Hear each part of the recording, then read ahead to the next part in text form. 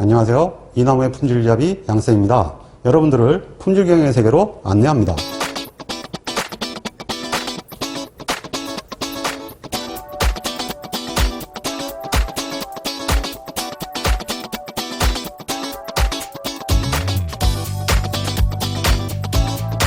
제5강은 샘플링 검사의 핵심 이론인 50곡선에 관한 사항입니다.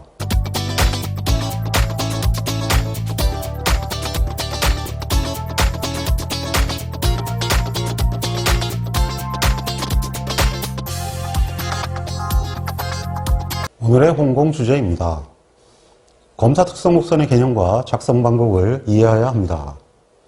50곡선의 조건 변화에 따른 특성과 검출력을 이해해야 합니다. 계수규진형 1회 샘플링 검사 설계의 방법을 이해하고 설계할 수 있어야 합니다.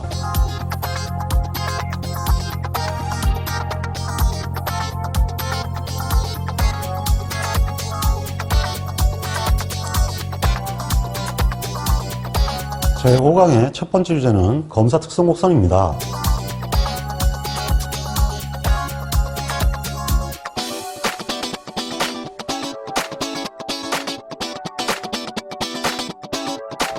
오시곡선은 검사 특성 곡선이라고 합니다. 이 검사 특성 곡선은 주로 로트의 크기, 그 다음에 표본의 수,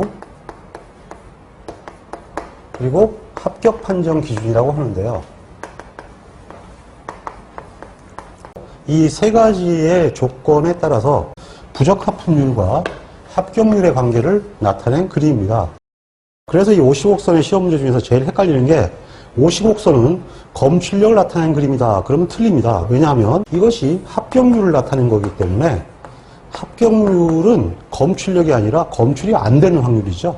그러니까 합격이 되는 거죠. 그래서 합격률을 나타냈다 그러면 맞지만 검출력을 나타냈다 그러면 틀리게 됩니다. 근데 이러면 또 맞을 수 있으니까 주의해야 됩니다.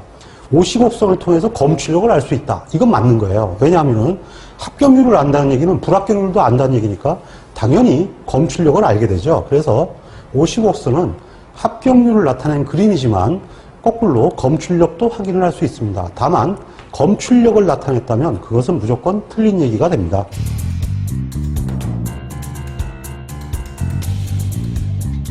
자, 그러면 50곡선에 대해서 알아보도록 하겠습니다. 50곡선은 부적합품률 P와 합격률 LP의 관계를 나타낸 것입니다.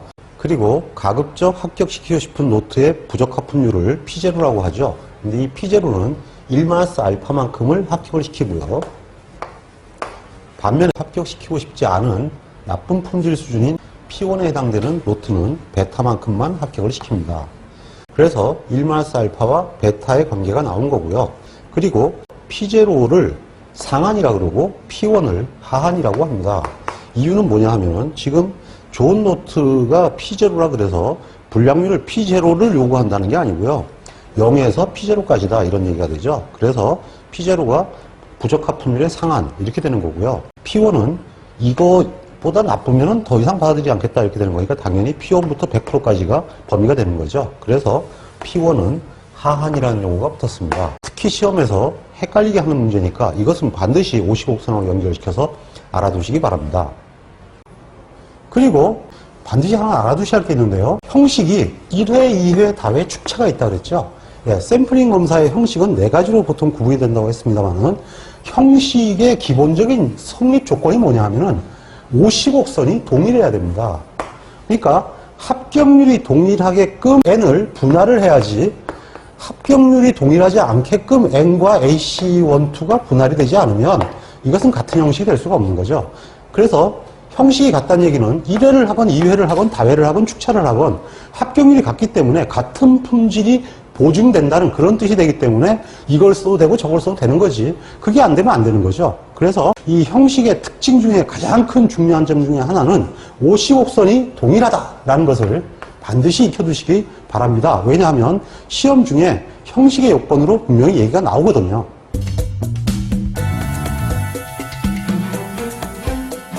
그리고 이 50곡선의 1-알파와 베타와 관련해서 합격 확률을 계산하는 문제가 당연히 많이 나올 수가 있습니다. 그런데 문제를 계산하는 건 그다지 어렵지 않은데 오히려 이것이 식으로 나오면 굉장히 헷갈립니다. 그게 왜 그러냐 하면 일단 1-알파를 이항분포로 구하는 방법은 시그마 x가 0에서 합격 판정 계수까지의 누적값이 됩니다. 그리고 ncx p0x 1-p0 n-x로 계산을 해야 되는데요. 이 시험 문제에서 틀리는 포인트가 p0를 p1으로 써가지고 나오기도 하고요. 그 다음에 이 1-알파 대신에 이것이 알파로 둔갑해서 나오기도 합니다. 그러면은 헷갈릴 수밖에 없죠.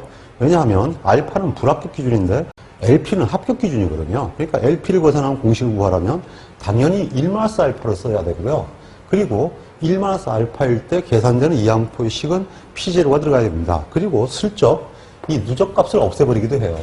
그러면 계산상 이것이 맞으니까 사람들이 깜빡하고 소환함을 할 수가 있죠. 반면에 나쁜 노트의 노트 합격률인 베타는 시그마 x는 이퀄 0에서 똑같이 AC가 됩니다. 이건 바뀔 수가 없죠. 합격 기준이니까. 그래서 AC 이하일 때 합격하는 거니까 당연히 이렇게 되겠고요. 그리고 이번에는 NCX에 당연히 이건 P1X라고 해야 됩니다. 그 다음 1-1, n-x가 되죠. 이것도 기본적으로 이 P1이 나 불합격시키고 싶은 이라고 되어 있다 보니까 이걸 P0로 생각하는 사람들이 있어요. 그래서 이걸 P0로 쓰면 깜빡하고 맞는 걸로 착각을 하는 경우가 생기죠. 그리고 베타 대신에 1-베타를 제시하는 경우가 있습니다. 이것은 불합격률이기 때문에 맞을 수가 없는 거죠. 그래서 이러한 형태의 변수에 비해서 여러 가지로 틀릴 수 있으니까 기출문제를 잘 확인해 두시기 바랍니다. 자, 그러면 통계학에서 배웠던 각 분포에 따른 평균과 분산 그리고 LP를 계산하는 공식을 다시 한번 써보도록 하겠습니다. 먼저 평균에 관한 사항입니다. 평균은 각 분포에 관계없이 아시다시피 전부 NP로 동일하죠. 그리고 분산의 경우에는 기본적으로 이항분포가 기준이 되죠. NP 1-P가 되고요.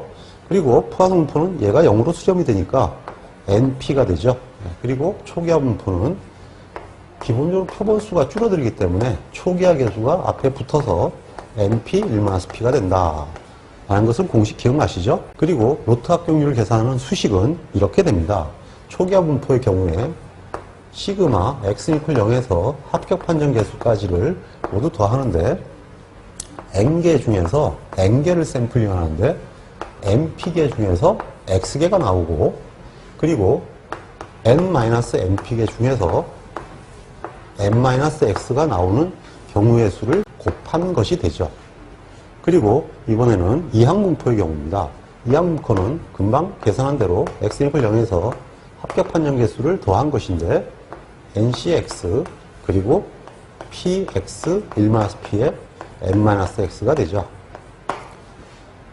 마지막으로 포화분포는 x 이퀄 0에서 ac까지를 모두 더하는데 2의 마이너스 np 곱하기 x 팩토리얼 분의 np의 x승이 되겠습니다. 그리고 근사법 기억나시죠? n분의 n이 0점보다 작으면 초기화 분포는 이항분포에 근사한다. 이렇게 되어 있고요. 그리고 p가 0점보다 작고 n이 매우 크면 이항분포는 포화성 분포에 근사하죠. 그리고 p가 0점보다 작고 np가 5보다 크면 이항분포나 포화성 분포는 정규 분포에 근사하는 거 아시죠?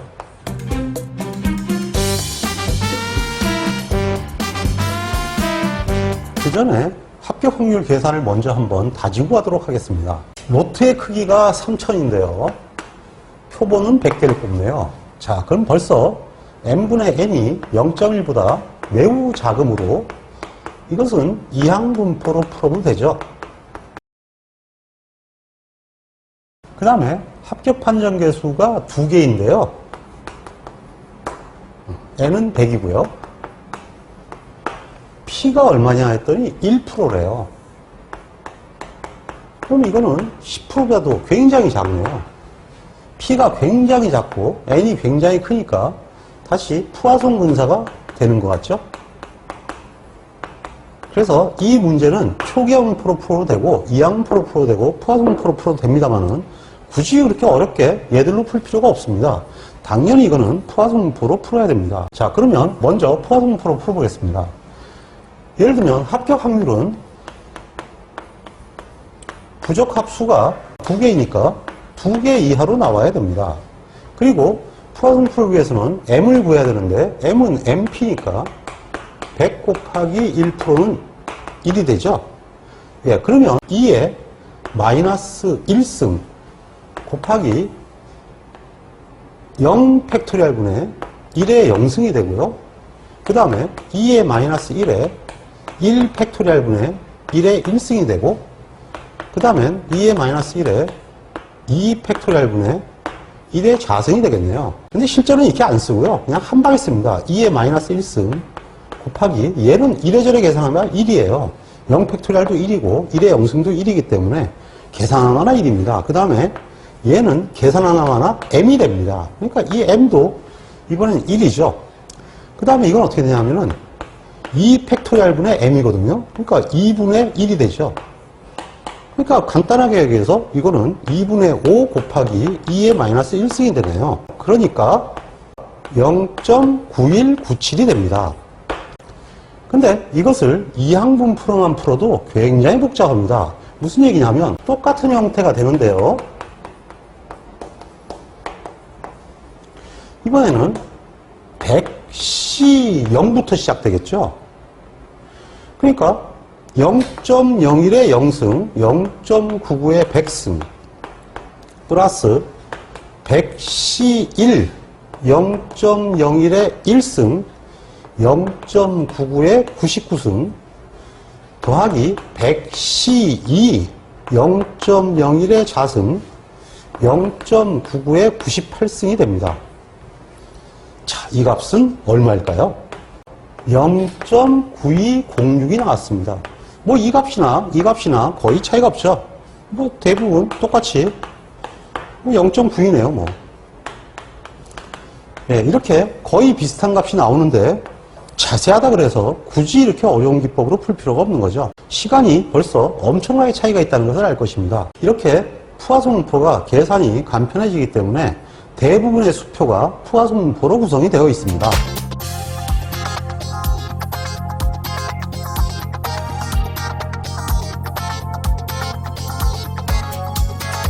제5강의 두 번째 테마는 여러 가지 조건 변화에 따른 50곡선의 성질에 관한 사항입니다.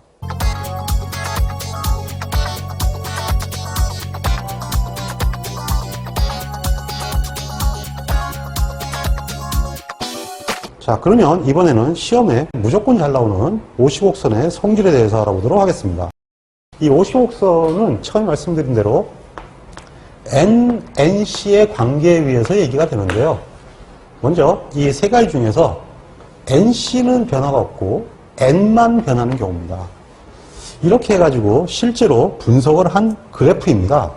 이 50곡선은 실제로 엑셀로 구한 건데요. N100 AC 이퀄 1로 해서 로트의 크기만 1000개, 5000개, 무한은 100만 개를 적용한 것입니다. 그렇게 해서 수식을 만들어서 50곡선을 엑셀로 그려봤더니 보시다시피 이렇게 나왔습니다. 그러니까 아무리 봐도 이거는 뭐 별 차이가 없죠.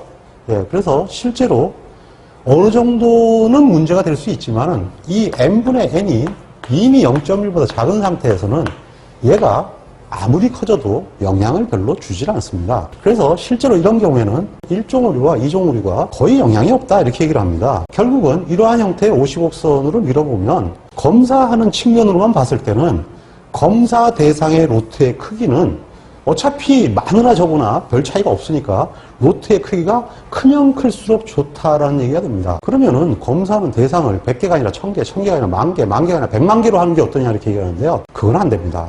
왜 그러냐면 아무리 이것이 이론적으로 맞다 하더라도 검사 단위가 커진다는 얘기는 1의 입고량이 커진다는 얘기가 됩니다. 결론적으로 재고가 왕창 늘어날 수가 있죠. 즉 검사 로트는 재고량과 완전히 상극관계에 있게 되기 때문에 어느 정도 이것이 만족하는 범위 내에서 로트의 크기를 크게 하는 게 좋은 거지 무턱대고 크게 하는 것은 좋지가 않죠. 이번에는 표범의 크기를 증가시키고 로트의 크기와 C는 변화가 없는 경우입니다. 그래서 실제로 요거는 N1000 AC 이퀄 1로 그대로 두고 N만 증가를 시켰어요. N을 증가시키니까 어떻게 됐나요?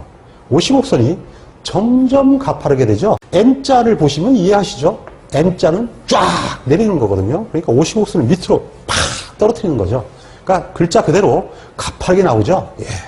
생긴 대로 노는 게 아니라 문자 그대로 논다 이렇게 보시면 되는데 n이라는 글자 그대로 55선은 n이 증가하면 가파르게 된다. 그 얘기는 1종 오류는 점점 커지고 2종 오류는 작아진다 이런 얘기가 되겠습니다. 즉 불합격률이 증가하고 합격률은 감소한다 이런 얘기가 될 수도 있죠.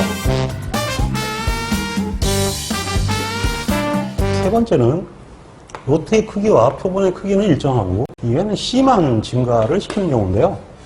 C를 증가시키는 경우는 일단은 로트의 크기 1000, 표본의 크기 100을 고정을 하고 이렇게 0, 1, 2로 증가를 시킵니다. 그러면 55선이 점점 위로 올라오고 있죠. 0, 1, 2니까요. 그러니까 문자 그대로 C 글자 그대로 이게 쳐올리는 형태가 됩니다. 그래서 점점 완만하게 되는데요. 완만하게 된다는 얘기는 알파는 작아지고 베타는 증가를 한다는 얘기입니다. 그러니까 C하고 베타가 맞아 들어가죠. 그리고 거꾸로 N과 알파는 같이 움직입니다.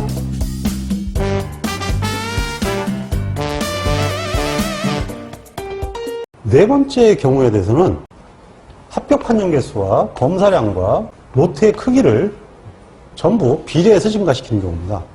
그러니까 저거를 비례해서 증가를 시킨다는 게 무슨 얘기냐면 이와 같이 한다는 얘기죠. 1, 30, 300, 즉 300개 중에 30개를 검사해도 1개를 합격시키겠다. 이것을 3개까지, 9개까지 3배를 늘렸죠? 그럼 다 3배씩 늘리는 거예요. 이렇게 하는 경우는 어떻게 되느냐? 실제로 표본의 크기는 전혀 영향을 안 주기 때문에 이건 있으나마나한 거고요. 결국은 뭐냐 하면은 이번에는 N과 C를 같이 증가시켰다 이런 얘기죠. 뭐 하나씩 증가시키면은 즉 N을 증가시키면은 합격률이 나빠지고 C를 증가시키면 합격률이 좋아지는데 그럼 둘 다 증가시키면 어떻게 되느냐? 이 경우는 굉장히 괴상해지는데요. 지금 현재 보면은 이런 형태에서 갈수록 이렇게 조금 더 점점 급해지는 형태를 보이죠? 한번 간단하게 생각해 봅시다. 전수검사를 한다고 생각해 보세요. 전수검사를 생각한다면 어떤 기준을 정점으로 해서 이까지 분량이 나오면 100% 합격입니다. 여기서부터는 100% 불합격이 되죠. 그래서 전수검사는 이렇게 직각이 됩니다. 그러면 이걸 만약에 전수검사로 빗대면 이렇게 직각이 된다는 얘기인데 결국은 어떻게 될까요? 네, 맞습니다. N이 증가될수록 직각에 가까워지죠. 결국은 무슨 얘기냐면 N과 C를 동시에 증가시키면 점점 전수검사에 가까운 형태가 되기 때문에 알파, 베타가 동시에 줄어들게 됩니다. 왜 그러냐고요? 얘들의 정체가 뭡니까? 샘플링 오차 아니에요. 그러면 전수검사를 한 거면 샘플링 검사를 한 겁니까? 안 한 겁니까? 안 한 거죠. 결론적으로 전수검사하면 샘플링 오차가 없어요. 즉 N과 C를 동시에 증가시킨다는 얘기는 결국은 패를 다 보겠다는 얘기인데 그 얘기는 전수검사를 하겠다는 얘기거든요. 그러니까 당연히 알파, 베타가 제로인 상태로 갈 수밖에 없죠. 예, 알파, 베타가 무슨 특별하게 나오는 수학적 그런 측면이 아니고 샘플링 검사를 하는 한 무조건 나오는 거예요. 그러니까 전수검사에 가까워질수록 전수검사의 속성에 가까워지는 건 당연한 겁니다. 전수검사는 당연히 샘플링 오차는 없습니다. 그래서 요철이 되죠.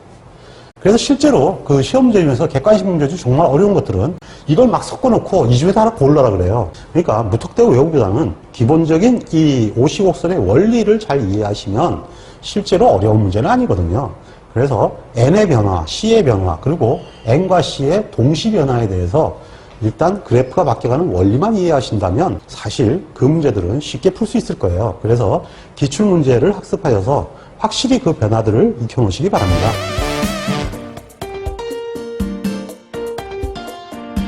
지금까지 우리는 55선에서 합격 판정에서 C가 증가하면 베타가 증가한다는 사실을 알게 됐고요.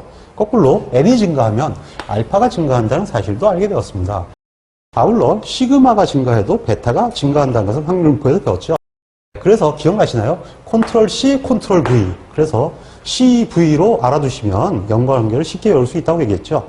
그리고 또 한 가지 더 전체적인 비례 샘플링에서 보신 바와 같이 기본적으로 두 가지를 동시에 증가시키면 얘들은 둘 다 증가하는 것이 아니라 둘 다 감소한다 하는 것도 반드시 잊지 마세요.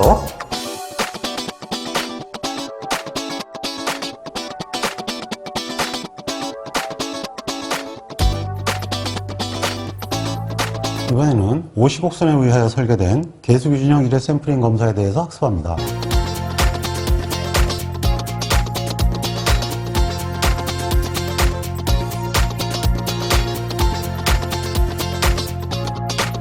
이러한 50곡선을 이용해서 가장 먼저 만든 수표가 개수기준형 1회 샘플링 검사표입니다. 이 샘플링 검사표는 아무 조건이 없는 단순 거래도 활용할 수 있으며 가장 특이한 것은 생산자와 소비자를 공평하게 보호하는 노말형이다, 이렇게 알려져 있습니다. 이게 왜 노말형이냐 하면 일반적으로 이렇게 되어 있습니다. 생산자 위험은 무조건 5%고요. 소비자 위험은 무조건 10%입니다. 근데 이상하지 않습니까? 알파가 5%고 베타가 10%면 이게 어떻게 공평합니까? 생산자가 일방적으로 유리한 것이 소비자가 불리하지 않습니까? 예, 그게 아니고 이 자체를 노말형이라고 하는데요. 정규분포란 얘기 아니겠습니까? 여러분들 정규분포의 특징 아시죠? 플러스 마이너스 1시그마 안에 데이터가 3분의 2가 들어오고요. 그 다음에 플러스 마이너스 1시그마를 벗어나는 비율이 3분의 1이 됩니다. 그러니까 결국은 뭐냐 하면 어떠한 형태의 표본을 보았을 때 잘 나오는 경우가 2고 나쁘게 나오는 경우가 1이라는 얘기입니다. 그러니까 어떠한 같은 결과를 좋게 보는 경우가 2고 나쁘게 보는 경우가 1인데 생산자 위험은 좋은 경우를 불합격시키는 경우고 나쁜 경우를 합격시키는 겁니다. 그러면 똑같은 녹차가 좋게 나오는 것과 나쁘게 나오는 비율이 2대 1이 됩니다. 그러면 2배로 많이 나오는 것을 5% 불리하게 만들고 반밖에 안 나오는 것은 10% 나쁘게 만드는 거면 사실은 공평한 거죠. 그래서 실제로 이 5%, 10%가 공평한 이유는 정규분포의 데이터의 속성이 좋은 것과 나쁜 것이 어차피 2대 1로 나오기 때문에 5%와 10%가 넘으면 실제로는 아주 둘이서 똑같이 손해를 보게 되는 거죠. 그래서 이 규칙을 따르게 되면 같은 표본에 대해서 생산자와 소비자가 공평하게 같이 피해를 보는 형태가 되기 때문에 결국은 가장 보편적인 거래 방식이다라고 얘기할 수가 있다는 얘기가 되죠. 그래서 이 검사 방식에 붙은 명칭이 노말형, 즉 규준형입니다. 하여튼 원래의 뜻은 생산자와 소비자가 서로 어느 한쪽이 균형추를 무너뜨리지 않는 아주 보편 타당한 검사 방식이다, 이런 얘기가 됩니다. 자, 어쨌든 수치표에서 가장 먼저 좋은 노트인 P0와 나쁜 노트인 P1을 결정합니다. 이것을 품질 전문용어로 QPR, QCR이라고 하는데요. PR이 뭔지 아시죠? PR이 알파입니다. 생산자 위험. 요거는 뭐냐 하면 생산자 위험 수준이라는 얘기입니다. 즉 5% 불합격시키는 불량률이 뭐냐, 이런 얘기인데요. 이거는 5%가 아니죠. 예, 5%를 불합격시키는 불량률을 0.1%로 할 수도 있고 1%로 할 수도 있고 그건 결정사항이죠. 그 다음에 이것은 QCR은 CR이 소비자 위험이죠. 예, 요것이 베타가 됩니다. 베타인 품질이라는 뜻이죠. 베타인 품질 수준을 P1이라고 하는데 얘는 뭐 5%일 수도 있고 10%일 수도 있고 3%일 수도 있고 상황에 따라 달라지죠. 그래서 PR과 QPR은 완전히 다릅니다. PR은 알파고 QPR은 알파일 때 품질 수준, 이걸 얘기하고 CR은 소비자 위험, 즉 베타이고 QCR은 소비자 위험일 때 품질 수준인 P1을 뜻하는 것을 명백히 아셔야 됩니다. 그거를 객관식 시험에서 물어보기도 합니다. 어쨌든 이것을 만족하는 NC를 결정하는 것은 수표를 이용하면 됩니다. 그리고 혹시 수표에서 스타가 나오면 보조표를 이용합니다. 이것은 개수기준형 샘플링 표입니다. 수험서 맨 뒤편에 보시면 수표에 나와 있고요. 규격번호는 KSQ0001이라고 합니다. 자, 만약에 P0를 1%로 잡았고 P1을 6%로 잡았다고 합시다. 그러면 P0가 1%라면 여기가 되겠죠. 그리고 P1이 6%라면 여기가 되겠네요. 자, 이 두 개를 연결을 시켜보면 80과 2가 나오죠.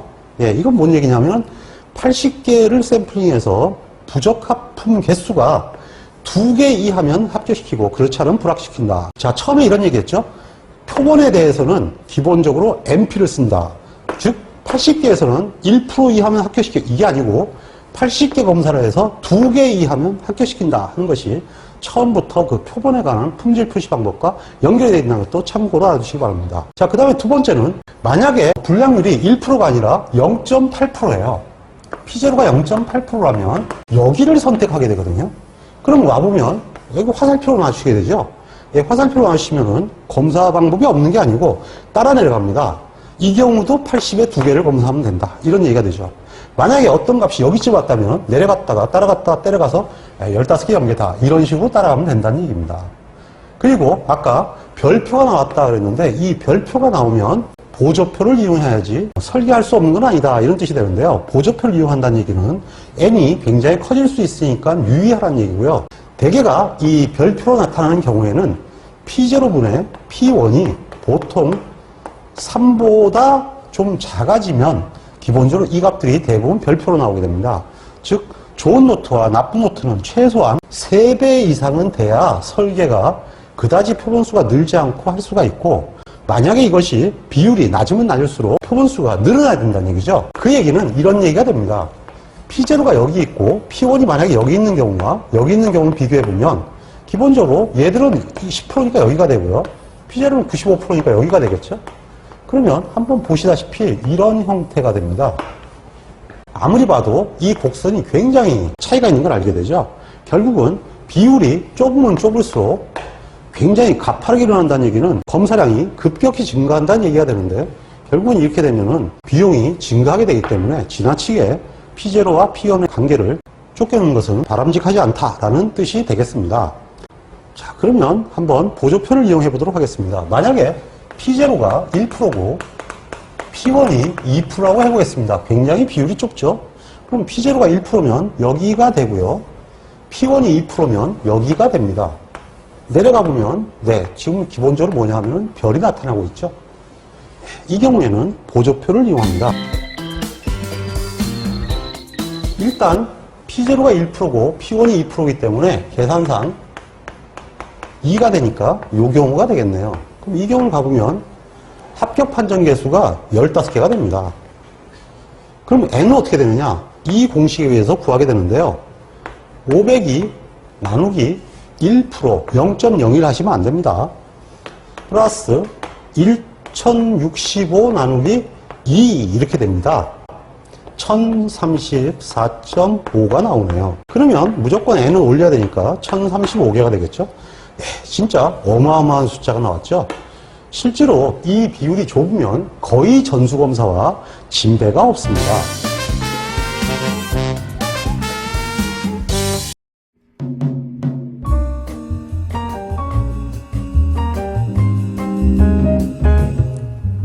품질을 개선하는 것은 우리에게 매우 중요한 과제입니다. 품질을 개선하기 위해서는 반드시 측정이라는 과정을 거쳐야 합니다. 측정할 수 없으면 개선할 수 없기 때문입니다. 우리는 통계적 품질 관리를 통하여 측정 기술을 배우고 있습니다. 끝까지 학습하셔서 훌륭한 품질 엔지니어가 되시기를 기원합니다. 홍콩 파이팅!